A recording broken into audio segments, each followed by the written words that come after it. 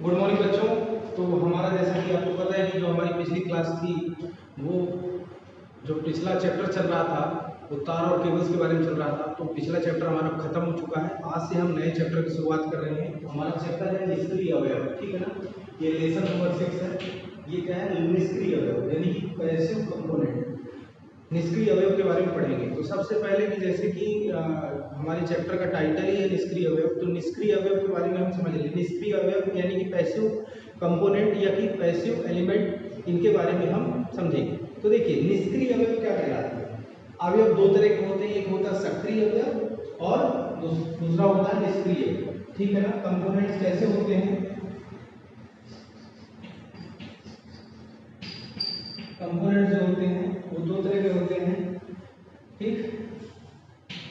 Electrical electronics component जो होते हैं दो तरह के होते हैं। एक होता है एक्टिव कंपोनेंट और दूसरा होता है पैसिव कंपोनेंट, ठीक है। ये दो तरह के कंपोनेंट होते हैं। तो हमारा जो चैप्टर है वो पैसिव कंपोनेंट के लिए, मगर हमें फिलहाल डेफिनेशन दोनों की समझना है होता क्या है। तो जो इलेक्ट्रिकल कंपोनेंट्स होते हैं दो भागों में डिवाइड किया गया है उसको, एक एक्टिव होता है और एक होता है पैसिव। तो एक्टिव कंपोनेंट ऐसे कंपोनेंट कहलाते हैं जो क्या होता है कि इनपुट वोल्टेज या पावर को मेंटेन रखते हैं, ठीक है ना। जो इनपुट में पावर या वोल्टेज को मेंटेन रखते हैं, यानी कि कहना चाहिए कि जैसे कि मान के चलिए कि ये सर्किट है, ये सर्किट है कोई,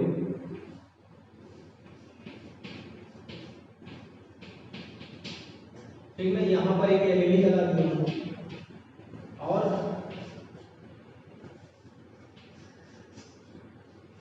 ठीक।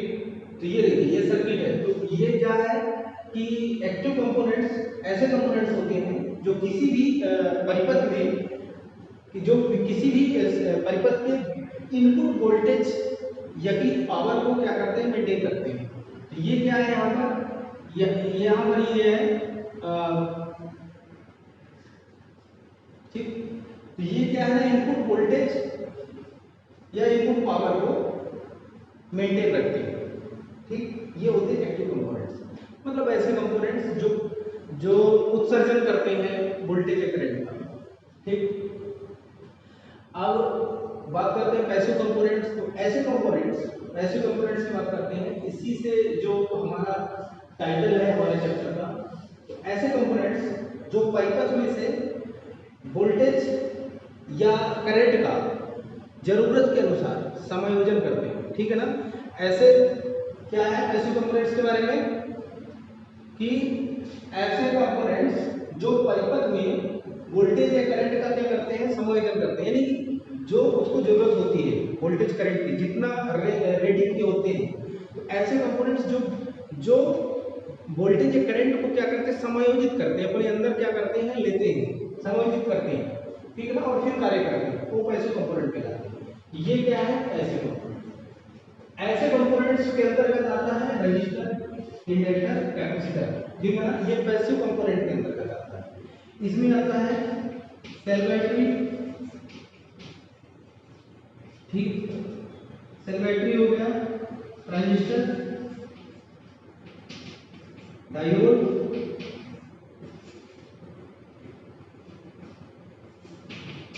पैसिव कंपोनेंट के अंतर्गत ट्रांसफार्मर भी आता है। तो सेल बैटरी, ट्रांजिस्टर, डायोड या सीआरयूजेटी, ये सारी अर्धचालक जो युक्तियां होती है लगभग वो किसके अंतर्गत आती है, एससीआर वगैरह, ये सब एक्टिव कंपोनेंट्स। तो मैंने क्या बताया कि एक्टिव कंपोनेंट्स ऐसे कंपोनेंट्स होते हैं जो परिपथ को क्या करते हैं, परिपथ में इनपुट वोल्टेज या पावर को क्या करते का उत्सर्जन करते हैं, मतलब यही वोल्टेज या की पावर को देने का काम करते हैं, जबकि पैसिव कंपोनेंट्स लेने का काम करते हैं, लेकिन ये समायोजन करते हैं, ठीक है ना। ये जैसे रजिस्टर हो गए, इंडक्टर हो गए, कैपेसिटर हो गए, ट्रांसफार्मर हो गए, ये परिपथ से धारा वोल्टेज को क्या करते हैं, अपने अंदर समायोजित करते हैं, जबकि ये अपने से धारा या वोल्टेज करंट को क्या करते हैं, बाहर की ओर रिलीव करते हैं, धारा या पावर को सॉरी वोल्टेज या पावर को अपने से बाहर रिलीव करते हैं, ठीक है ना। तो ये होता है दो तरह कंपोनेंट्स, एक एक्टिव कंपोनेंट और एक पैसिव कंपोनेंट्स, ठीक। इसको देख लीजिए आप, इसका स्क्रीनशॉट ले लीजिए। तो हमारा जो चैप्टर है वो पैसिव कंपोनेंट्स से है, तो हम पैसिव कंपोनेंट्स के बारे में आगे पढ़ेंगे, ठीक। अभी हमने डेफिनेशन समझी थी।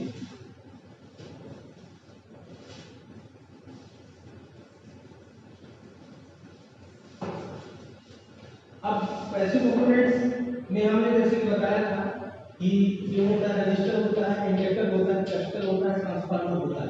बेसिकली हम यहाँ पर रजिस्टर, इंडक्टर और कैपेसिटर के बारे में जानकारी लेंगे। तो सबसे पहले क्या होता है रजिस्टर, क्या होता है रजिस्टर। रजिस्टर को हिंदी में क्या बोलते हैं बच्चों? इसको बोलते हैं प्रतिरोधक, ठीक है ना। रजिस्टर को हिंदी में क्या बोलते हैं? प्रतिरोधक बोलते हैं, ठीक है ना।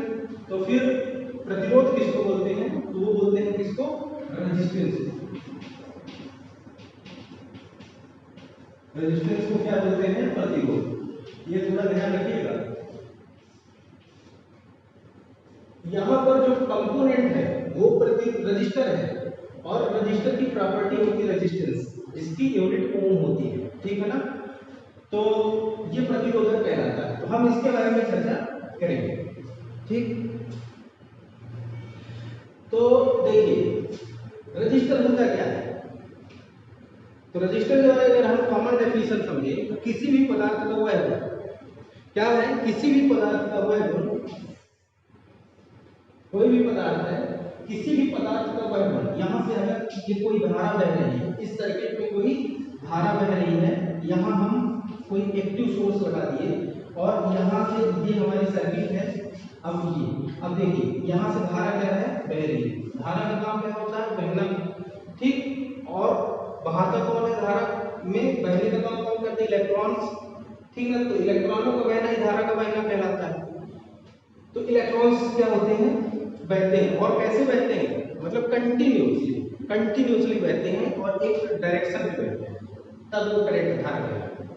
तो यहाँ पर देखिए ये कोई सर्किट है, सर्किट से धारा बह रही है, ठीक। क्योंकि हम पिछला तार केबल में हमने पढ़ के आया कि तार और केबल का कार्य ही क्या होता है? धारा को एक स्थान से दूसरे स्थान तक लेके जाना, पारेषण करना। तो हमने यहाँ पर तार लगाया और मान के चलिए कि यह तार है जिसका अपना प्रतिरोध है, यह तार जिसका स्वयं का प्रतिरोध है, क्योंकि कोई भी कंडक्टर ऐसा नहीं है जिसका अपना प्रतिरोध ना हो, ठीक है ना। जिसकी अपनी प्रतिरोधकता ना हो, रेजिस्टिविटी ना हो, उस मटेरियल की अपनी प्रतिरोधकता ना हो। हम आगे बताएंगे इसके बारे में, समझिएगा। तो हम ये बात कह रहे हैं कि यह तार है जिसका, तो हम प्रतिरोध के बारे में पढ़ रहे हैं। तो ऐसा पदार्थ जो अपने में से होके बहने वाली धारा के मार्ग में अवरोध पैदा करता है, समझिएगा। ऐसा पदार्थ जो अपने में से, ये देखिए, अपने में से बहने वाली धारा के मार्ग में क्या करता है? अवरोध पैदा करता है, वही कहलाता है रेजिस्टर, ठीक। तो यह कह रही है डेफिनेशन कि कोई एक ऐसा पदार्थ जब उसके ऊपर से धारा गुजरती है ना, तो वह धारा को बहने में क्या करता है? वेरिएंट का काम करता है, रोकता है धारा को, ठीक ना। तो वही कहलाता है क्या? रेजिस्टर, प्रतिरोध कहलाता है, ठीक। तो ये होता है प्रतिरोध। और जो इसकी वैल्यू होती है वही कहलाती है क्या? रेजिस्टेंस, ठीक है ना। जो और कितने मान का यह लगा हुआ है, जितनी रेंज का लगा हुआ है, उसकी वैल्यू क्या कहलाती है? रेजिस्टेंस। और इसकी यूनिट जो होती है, वो होती है ओम, ठीक, ओम होती है। तो ये तो हो गया हमारा प्रतिरोध। तो प्रतिरोध के बारे में, प्रतिरोध एक पैसिव कंपोनेंट है, अब इसको समझिएगा। और प्रतिरोध एक ऐसा कंपोनेंट है जो अपने में से गुजरने वाली धारा के मार्ग में क्या करता है? अवरोध पैदा करता है, वही कहलाता है क्या? प्रतिरोध, ठीक। देखिए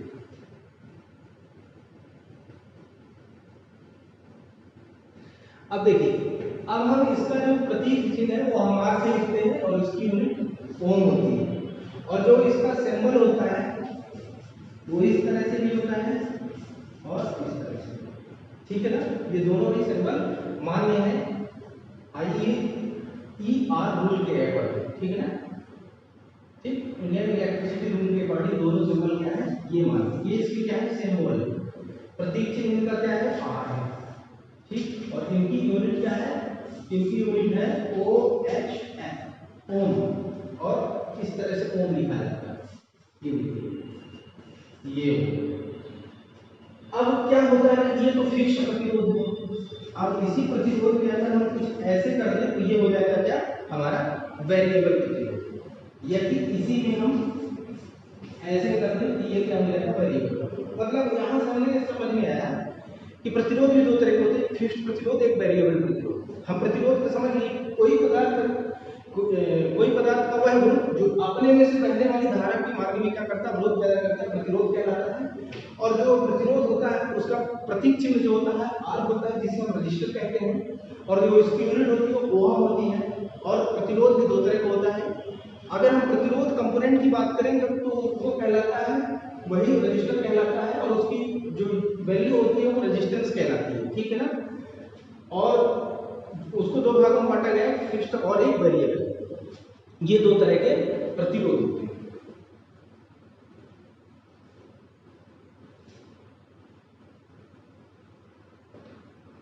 ठीक, तो यहां तक आप समझ लिए।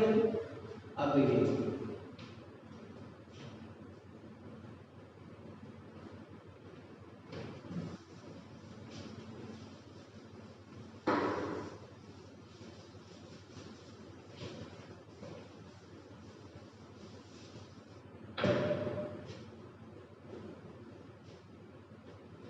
अब देखिए क्या होता है, एक फार्मूला डेवलप होता है यहाँ से, R is directly proportional to L/A।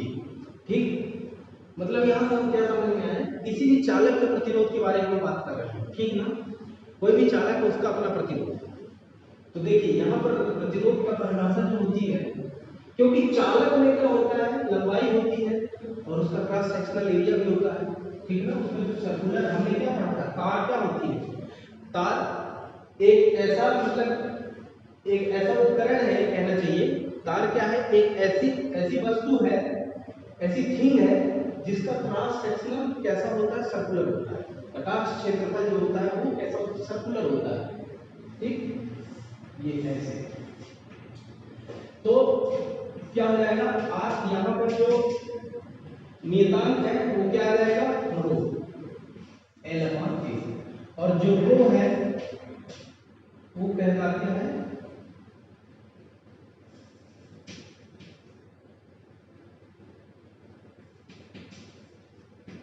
इसको हिंदी से स्पेसिफिक रेजिस्टेंस कहलाता है, विशिष्ट प्रतिरोध।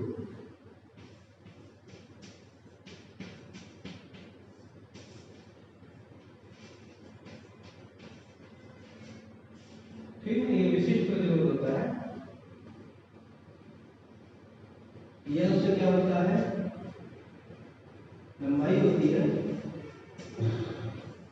और ये होता है कटाक्ष क्षेत्र,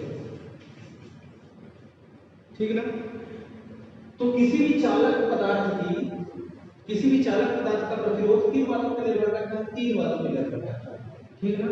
पहला, उस चालक की प्रकृति कैसी है, ठीक है ना। क्या है, उस चालक की विशिष्ट प्रतिरोध, या फिर हम इसको क्या बोलते हैं, प्रतिरोधकता। एक नाम लिख लीजिए। तो कोई भी चालक पदार्थ का प्रतिरोध किन बातों पर निर्भर करता है, उसकी प्रतिरोधकता पर, यानी कि विशिष्ट प्रतिरोध पर, और उसका लंबाई पर, और उसका क्रॉस सेक्शनल एरिया पर, कटाक्ष क्षेत्र पर। और एक और है, 2, 3 और चौथा है तापमान, टेम्परेचर पर। कोई भी चालक पदार्थ का प्रतिरोध उसके तापमान पर भी निर्भर करता है। ठीक, तो एग्जाम क्या जाता है कि किसी भी चालक पदार्थ का प्रतिरोध किस पर निर्भर नहीं करता है, तो उस चालक पदार्थ से प्रवाहित होने वाली धारा की फ्रीक्वेंसी पर, दाब पर, चालक की आकृति पर, इस पर कोई भी चीजें निर्भर नहीं करती है। क्या, प्रतिरोध निर्भर नहीं करता, पर किस पर निर्भर करता है, प्रतिरोधकता पर, लंबाई पर, क्रॉस सेक्शनल पर और टेम्परेचर पर, इस पर प्रतिरोध निर्भर करता है। ठीक, तो देखिए ये हमारा क्या है, अगर हम प्रतिरोध, पहला क्या है, R is directly proportional to L। ठीक, तो प्रतिरोध अगर हम बढ़ा, लंबाई अगर बढ़ती जाएगी, इधर पर हम क्या लिख दें, लंबाई। ठीक, ये क्या है, लेंथ, तो इधर क्या है, ये हमारा प्रतिरोध। ठीक,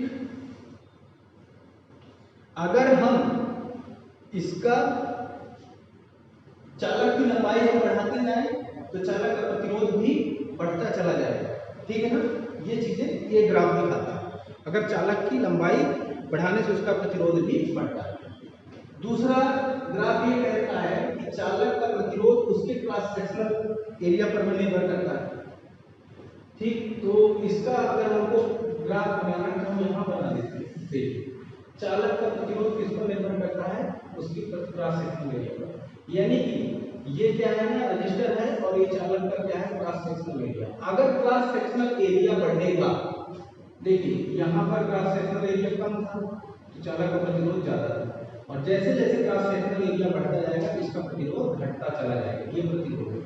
ठीक, और यहाँ पर जैसे चालक की लंबाई बढ़ेगी तो चालक का प्रतिरोध भी क्या हो जाएगा, बढ़ता चला जाएगा। यहाँ पर ये घट रहा है।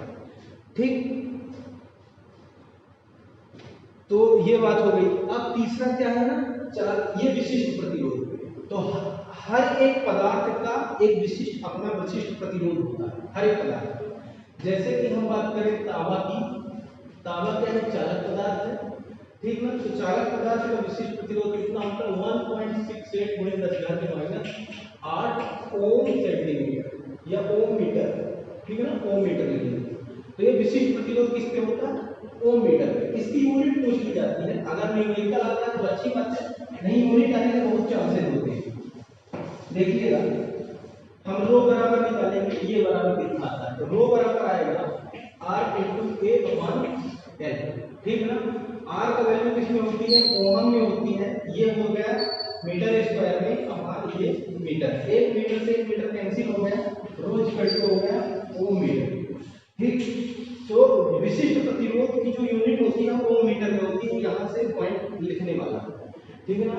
ये जो आपका ग्राफ बना है ये किसके किसके बीच में बना है, R ये बना है R is inversely proportional to A, और ये बना है R is directly proportional to L, और ये जो होता है ये विशिष्ट प्रतिरोध होता है। प्रत्येक पदार्थ का अपना एक विशिष्ट प्रतिरोध होता है, वो विशिष्ट प्रतिरोध ओम मीटर या ओम सेंटीमीटर में मेजर करते हैं। जैसे मैंने एग्जांपल के तौर पे बता दिया कि यहाँ मैं कुछ विशिष्ट प्रतिरोध को लिख भी देता हूँ। चलिए, जैसे कि सबसे पहले अर्जेंटम, ठीक है ना, फिर उसके बाद क्या आता है, कॉपर आता है, फिर आता है बोरॉन आता है, और आता है एल्यूमीनियम। इसका जो विशिष्ट प्रतिरोध है वो है अर्जेंटम का 1.58 × 10⁻⁸, फिर आता है कॉपर का 1.68 × 10⁻⁻8। देखिए कॉपर दो तरह के होते हैं, एक होता है एनेल्ड वायर और एक होता है हार्ड कॉपर, ठीक है। तो जो हार्ड कॉपर होता है उसका विशिष्ट प्रतिरोध, उसमें कैडमियम मिला देने से उसकी प्रतिरोधकता थोड़ी सी बढ़ जाती है, और उसका कितना हो जाता है, हम दोनों से लिख देते हैं 1.72 × 10⁻⁸। थोड़ी सी प्रतिरोधकता तो बढ़ जाती है, परंतु उसमें हार्डनेस आ जाती है, और जितना भी कम्यूटेटर सेगमेंट बनाए जाते हैं वो हार्ड कॉपर से बनाए जाते हैं। और जो एनेल्ड कॉपर होता है उसकी क्या है ना, बाइंडिंग वायर बनाई जाती है, और उसकी प्रतिरोधकता 1.68 × 10⁻⁻8 होती है ओम मीटर में। ये बोरॉन होता है, इसका होता है 2.44 × 10⁻⁸ ओम मीटर, बोरॉन मतलब सोना, ठीक है ना। और ये होता है अपना एल्यूमिनियम 2.82 × 10⁻⁸8 ओम मीटर। तो देखिए ये जो चीजें मैंने बताई थी, जो रो होता है यानी प्रतिरोधकता होती है वो ओम मीटर में होती है, ये उसकी यूनिट हो गई।